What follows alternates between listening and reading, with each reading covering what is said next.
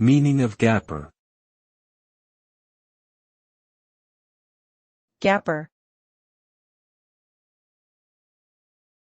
Gapper. Gapper. Gapper. Gapper can have a few different meanings depending on the context. In finance, a gapper refers to a stock that opens significantly higher or lower than its previous closing price. This can occur due to various factors such as news announcements, market volatility, or changes in investor sentiment.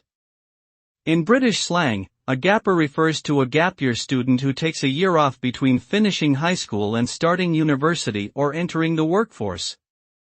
During this time, gappers may travel, work, volunteer, or pursue other interests before continuing their education or career. Gapper can also refer to a person who is new to a particular profession or industry and is still learning the ropes. For example, she's a gapper in the marketing department, so she's still getting up to speed on our advertising strategies.